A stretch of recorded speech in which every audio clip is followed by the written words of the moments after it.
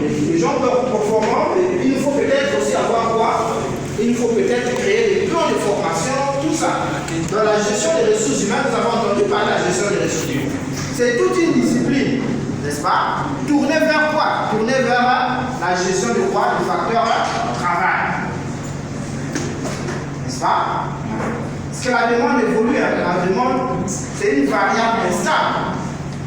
N'est-ce pas? Donc il faut un personnel qui s'arrête à l'évolution de la demande, non seulement de la demande, mais aussi du progrès technique. Le progrès technique, vous avez entendu parler du progrès technique? C'est quoi le progrès technique? Oui. Le progrès technique ici, il s'agit de différentes formes d'évolution au niveau des appareils dans la science et la technologie. Très bien. C'est une bonne réponse. Vous vous dites quoi? C'est l'évolution de l'industrie. Oui, l'évolution de l'industrie à travers le temps. Oui, c'est une très bonne définition. Oui. Qui d'autre? Le progrès technique. Le progrès technique.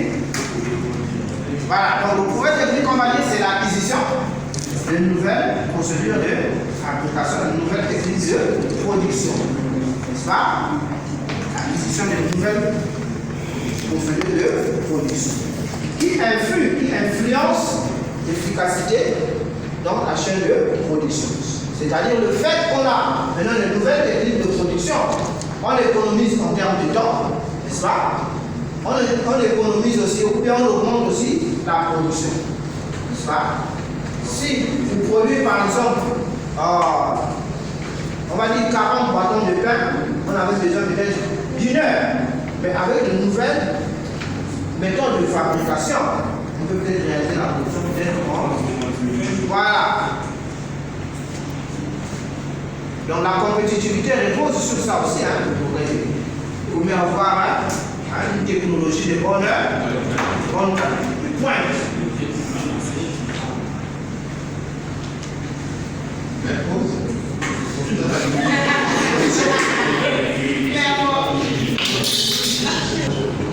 Donc, à mesure que le progrès technique augmente, évolue, ça signifie aussi que les personnels doivent s'adapter à l'évolution du progrès technique.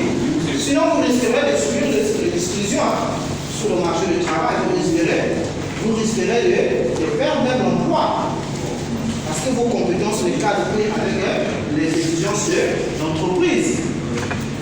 N'est-ce pas? Donc ici, au niveau de la gestion des ressources humaines, on a beaucoup à faire. Il faut veiller sur ça. Parce que si on a une technologie obsolète, ça c'est tout on risquerait les technologies de poids de la concurrence. Les autres qui ont une technologie de pointe, d'état, une nouvelle technologie, et ils vont voilà. Ils vont sur le marché, ils vont écraser les adversaires qui traînent encore une technologie obsolète. Donc il faut nécessairement une technologie avancée. Point.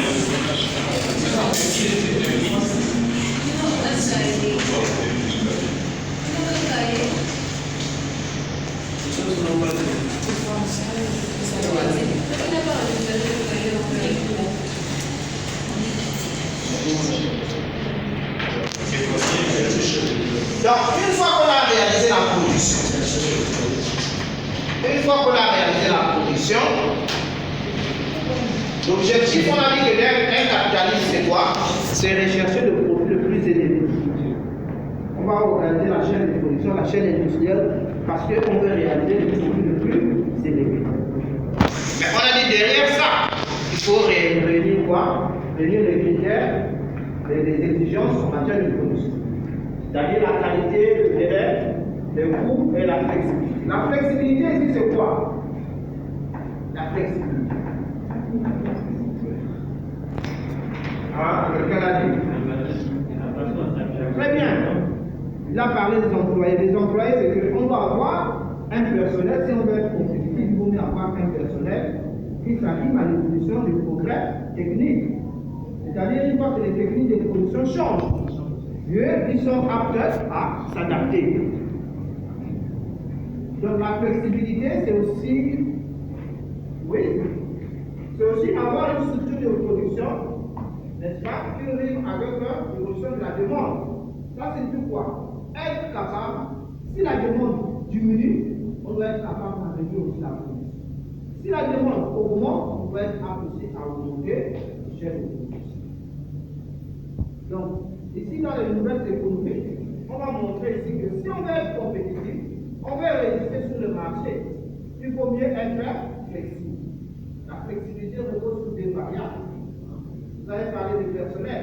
Avoir un personnel qui s'arrive à l'évolution de progrès techniques et aussi réaliser la réactivité, c'est-à-dire être capable, si la demande diminue, n'est-ce pas, on peut être apte à réduire, voilà. Si la demande augmente, on peut être capable à augmenter la.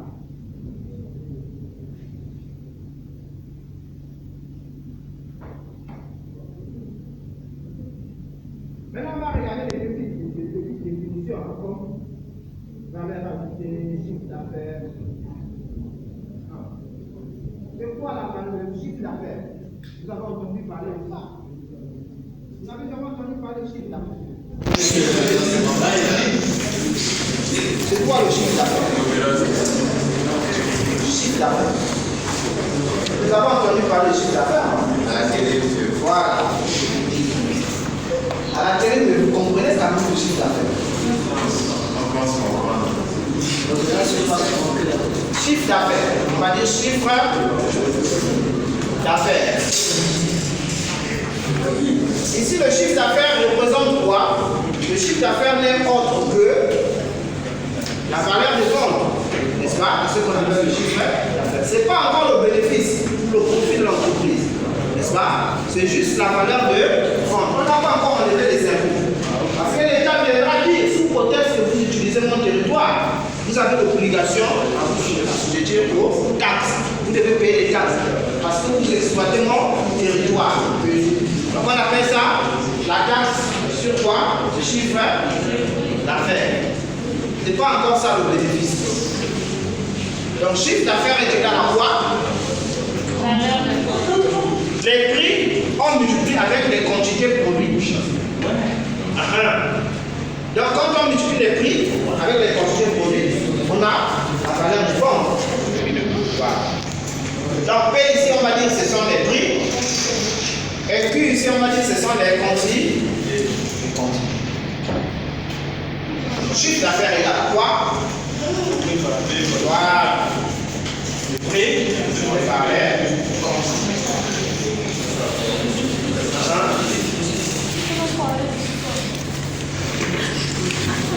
Ah, c'est le chiffre d'affaires.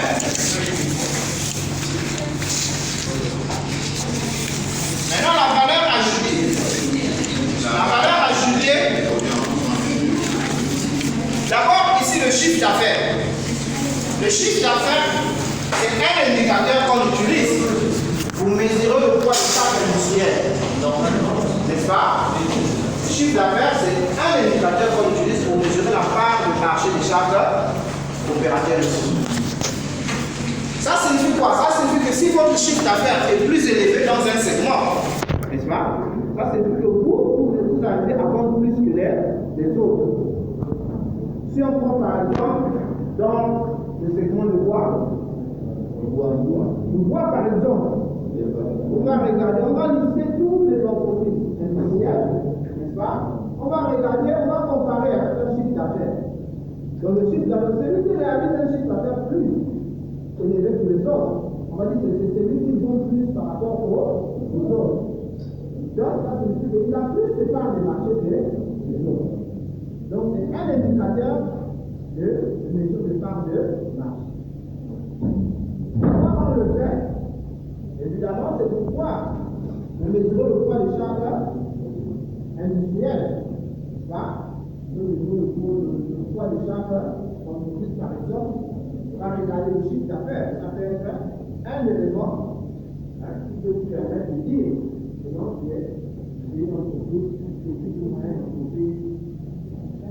Mais à côté du chiffre d'affaires, on regarde même aussi le volume des employés. Les très petites entreprises d'entreprise, c'est ceux qui détiennent l'effectif inférieur à 9. Là, les moyennes entreprises, c'est ceux qui détiennent un effectif supérieur de 10 jusqu'à 49. Et les grands effectifs par de 50 jusqu'à 500. Donc, lorsqu'il va s'agir d'étudier un phénomène, évidemment, il faut qu'on sache comment on va les classer. On ne peut pas dire que ce qui est vrai pour les petites entreprises est aussi vrai pour les grandes. On ne peut pas les classer comme ça. Non. Donc, il faut regarder le poids de chaque classe. Maintenant, la consommation de la valeur ajoutée. La valeur ajoutée. Ceci est l'indicateur. La valeur ajoutée ici, c'est la richesse créée par une entreprise. La valeur ajoutée. Valeur ajoutée. Valeur ajoutée, c'est égal à quoi? La valeur ajoutée est égale à chiffre d'affaires moins la consommation intermédiaire. Ça, c'est chiffre d'affaires.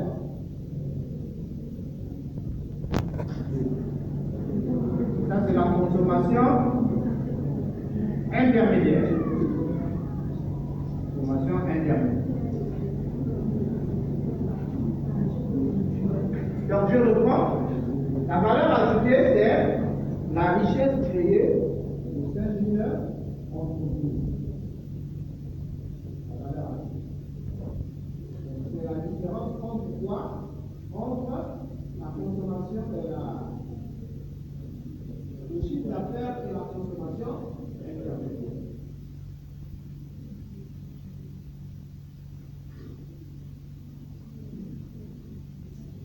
Maintenant, une fois qu'on a réalisé la valeur ajoutée, il faut partager maintenant la valeur ajoutée.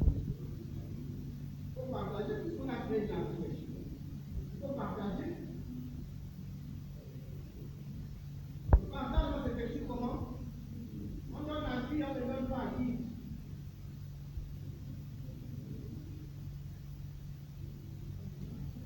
On donne d'abord à qui? Le salarié, non? On donne encore à qui? Le salarié, bien sûr, quoi, mais on donne encore à qui? Les impôts. Très bien. Donc, dans la valeur ajoutée, on va enlever une partie. On appelle que voilà, les impôts. Quoi encore?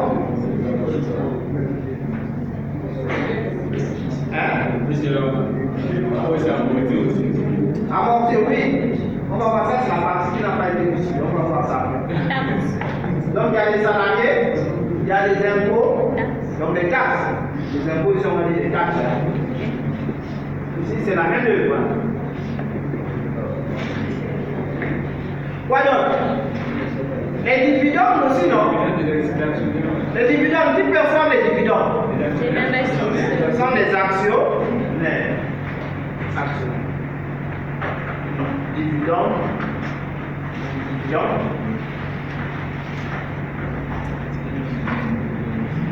Actions. Ça fait le fond de faux. Non, on a dit que c'est. On va commencer de ressembler comme moi qui a écrit. Là, on vient d'abord lister. Voilà les aperçus. Voilà. Comptez la semaine prochaine, je crois que vous aurez déjà fait segmenté. Effectivement, en 2 noms. 2 parties. Oui, je crois que vous avez des emplois du temps, non? Oui, c'est ça. En tout cas, vous allez être sujet à partir de la semaine prochaine. Vous êtes 63, c'est ça. Donc, quoi d'autre? On a oublié ici. Les intérêts aussi, non? Aux apporteurs. Il peut aussi avoir les lettres. Apporteurs des capitaux. Ah, monsieur. Ici, les apporteurs des capitaux, ça fait même aussi les banques. Hein? N'est-ce pas? Ils peuvent aussi avoir les aides. C'est bien. On ne sait jamais. Oui, mais ici, là, je rentre ici. Ah, d'accord. N'est-ce pas?